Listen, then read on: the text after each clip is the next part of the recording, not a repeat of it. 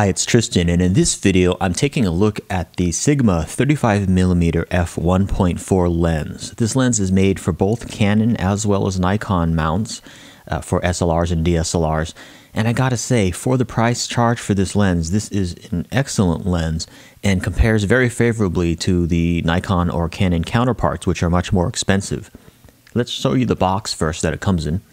This is from Sigma's relatively new line called the Art series, and you'll see an A on the box as well as on the lens. At first I thought that stood for autofocus, but actually it stands for Art. And it's just a new series of Sigma lenses that they are coming out with. And, you know, these are much better than prior Sigma lenses in terms of the image quality and their performance. But as you can see here, it says it's an interchangeable lens. It's got a filter size of 67 millimeters. And again, it's the 35mm f1.4 DG lens by Sigma.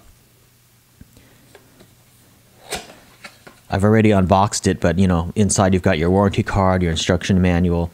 It also comes with a really great lens sort of pouch. This is a padded lens pouch. As you can see, it's got some foam here. It's a really high quality. In here, I've got the lens hood that it comes with, which I haven't even unbagged yet. I don't actually use the lens hood very often because I actually sort of like flare.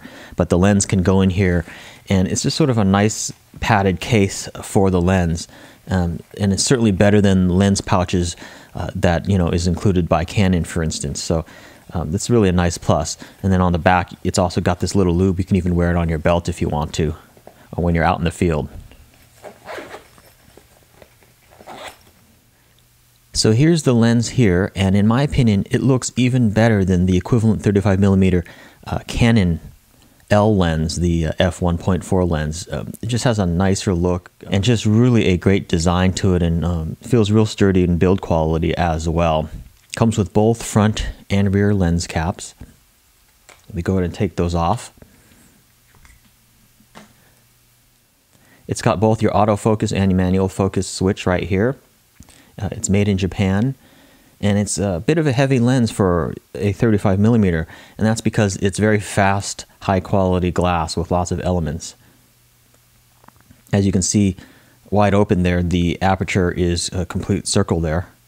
So it's got really good out of focus areas, or bokeh. And this lens really does compare very favorably to the Canon and Nikon equivalents. Now the equivalent Canon lens is over $1,300, and the equivalent Nikon lens is over $1,600 as of this video. Yet this lens only costs about $900, so you save hundreds of dollars on this lens. And some people even think that the image quality out of this Sigma 35mm lens is better than the Canon or Nikon equivalents. So this lens is quite impressive for the price. Let me go ahead and put this on my Canon 5D Mark III, and you can see how it looks on the camera. Okay, so this is it on the camera, and as you can see, it is a little bit big and heavy compared to the camera body, but you know, that's to be expected with a lens of such high quality and so fast. Again, it is an f1.4 lens. I really like the 35mm field of view for general street photography as well as for environmental portraits, and the 35mm is sort of my go-to lens for when I'm just walking around and stuff like that. I like it because it's a little bit wider than a 50mm, yet not super wide, so it just seems a real versatile focal length. I've been shooting with this for a few weeks so far, and I'm very impressed with the images out of it. Maybe in the future I'll do a follow-up video and show you some example images shot with this lens. But I can tell you that I'm very impressed with it, and again, it looks real cool on the camera. It looks better even than the equivalent Canon L lens. It has a very nice solid build quality. Also, the autofocus on it is very quiet and is in my opinion, very equivalent to the Canon L lenses. It's got the USM motor in it and all that. Might be a little bit slower in terms of autofocus than the Canon L lens, but not really noticeable in my opinion. It does mate electronically to the camera, so I would control the f-stop and everything, you know, on the camera itself.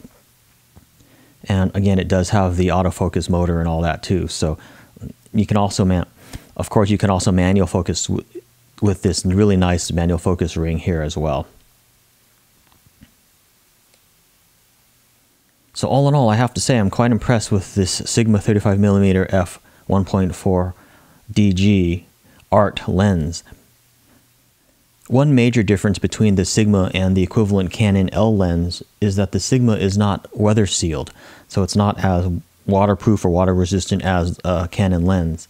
However, on the Canon one, you're paying, several $100s more for that. And I haven't really seen it to be much of a problem. I don't do a lot of shooting in very, out in the pouring rain or something like that. But also, some people say that when shooting this wide open at f1.4, it tends to vignette a little bit in the corners. And that kind of means that the corners might look a little bit dark. I haven't found that to be real noticeable, and I actually like a little bit of vignetting, so that's one plus for me with this lens. But yeah, as I've mentioned, all of the images that I've so far shot with this are very impressive. The bokeh or out of focus area is silky smooth, and it just gives a really nice, rich look to the images. The handling of this lens is very fast and very intuitive and convenient. Yes, it is a little bit heavy, but that's to be expected. All good quality fast glass is indeed heavy. And also, it even looks better on my camera than the equivalent Canon lens. So, this has been my look of the Sigma 35mm f1.4. Again, they make it both for Canon as well as for Nikon. Quite impressed with this lens indeed. Thanks for watching, and I'll see you in my next video.